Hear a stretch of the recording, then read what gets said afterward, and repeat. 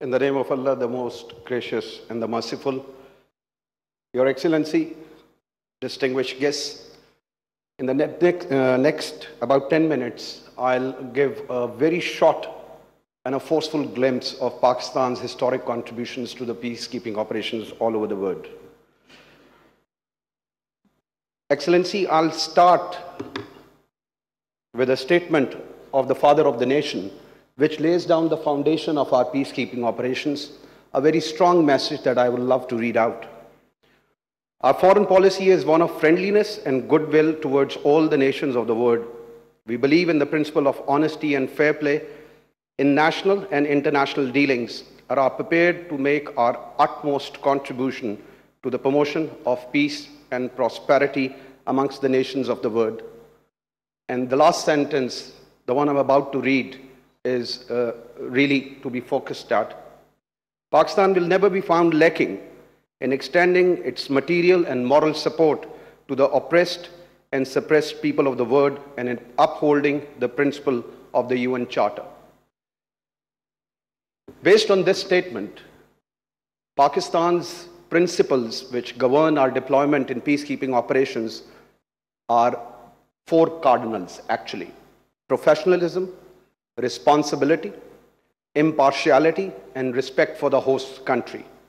For Pakistan, the United Nations offers a unique forum to manifest our resolve for bringing peace and tranquility around the globe. Pakistan's journey with UN peacekeeping operations started only when this country was 13 years old, and our first mission was deployed in the Democratic Republic of Congo way back in 1960. Since then, we have contributed about 46 missions over 4 continents in 28 countries. And I'm proud to tell you that we have remained amongst the top peacekeeping countries, troop contributing countries, for 18 years in the UN system. And we have been deployed all over the world.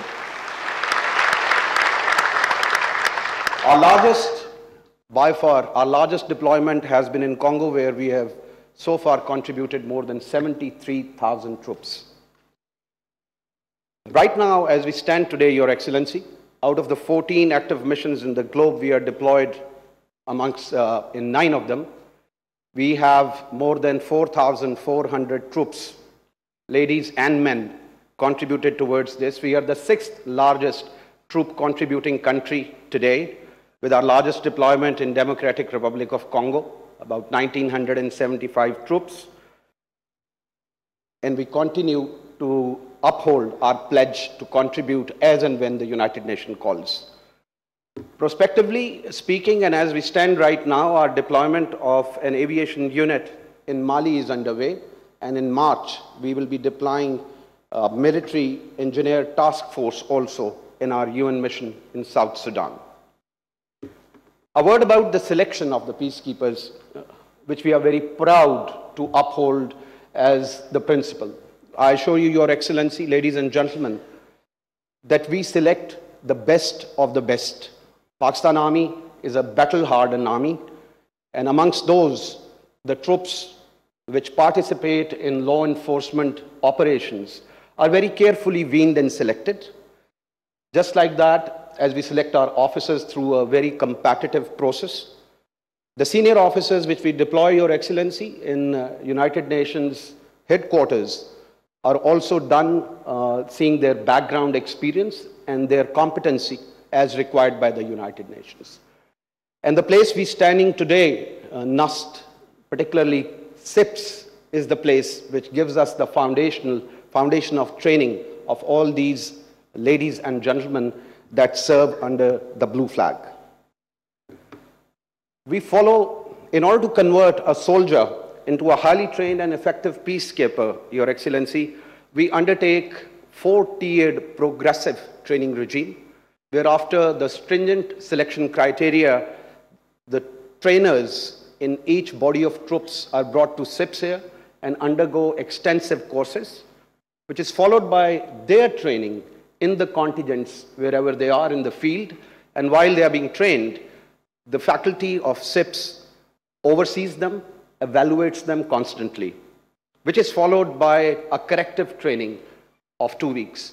Last but not the least, when we deploy these contingents in the mission area, we again put them through mission-specific training as per the environment and requirement of each mission. And that is one of the reasons, Your Excellency, that Pakistani troops have always been, and I give you this pledge, shall remain in high demand in the UN system. Something which Director NUST also mentioned, and we are very proud to tell you this, that we have total commitment to gender mainstreaming. So far, we have contributed 400 female peacekeepers who have served under the blue flag. We are also one of the first countries to deploy exclusive female engagement team in Congo, and we are also very proudly contributing towards the United Nations Integrated Training Services team, wherein our ladies and our officers go over all across the globe in various peacekeeping training institutes and act as mentors and instructors in every part of the world. Restoration of rule of law, as we all know, is very important in the UN peacekeeping system. And I can very proudly say today, standing here, that we have contributed 45 formed police units in 5 United Nations missions. And a very challenging task. Most of the places, they are taking the places of the regular troops and maintaining stability in those troubled regions of the world. We also have the honor of one of our very brave police officers, Shahzadi Gulfam, has the honor of being bestowed upon the International Female Police Keeper Award of 2011.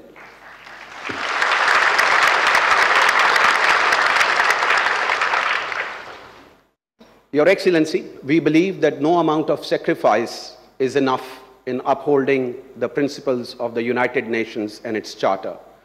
So in their duty of the global peacekeeping operations, we have 157 peacekeepers who gave the ultimate sacrifice, including 24 officers. And 96 of them were proud recipients of Dag Hammarskjöld Medal.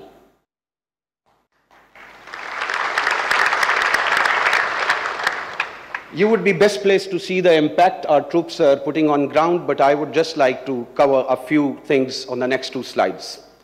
We have been instrumental in conducting peaceful elections and referendums in mission areas. We have a major share in disarmament of thousands of rebels in multiple conflict zones. We have participated or led demining operations in about 125 square kilometers of area. Apart from that, capacity building of local police, armed forces, and law enforcement agencies is obviously one of the regular tasks of our troops.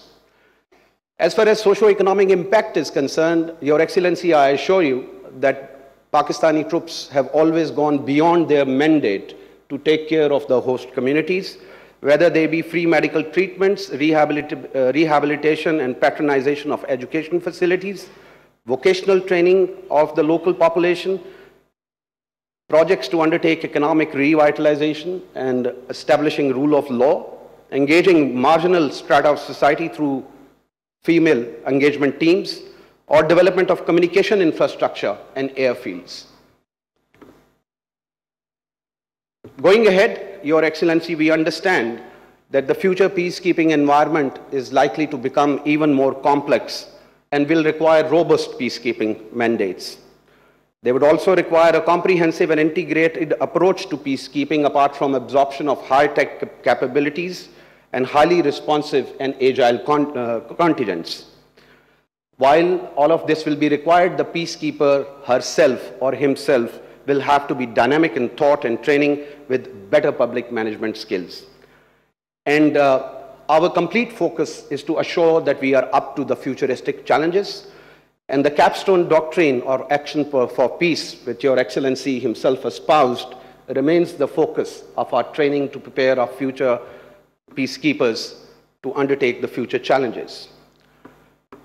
We remain committed, Your Excellency, ladies and gentlemen, to keep providing highly trained, optimally equipped and agile military and police contingents, We will continue to fulfill our obligations toward United Nations peacekeeping readiness system, of which we are a very proud and active member. While we do that, we continue to look at providing incessant and robust peacekeeping support to Action for Peace initiative. As before, Pakistan, the state of Pakistan, will continue to partake in the intellectual and training contributions.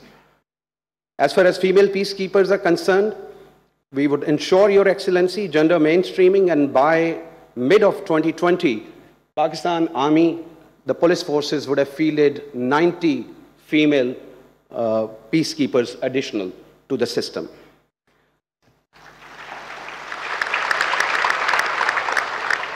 And last but not the least, I, on behalf of Chief of Army Staff and Rector NUST, would like to thank you for agreeing to break the ground of our brand new purpose-made facility of the Peacekeeping Training Institute, which will serve as a model Peacekeeping Training Institute. And going ahead, Your Excellency, will definitely love to have your support to accredit it as a regional UN-accredited Peacekeeping Training Institute. I thank you very much, Your Excellency.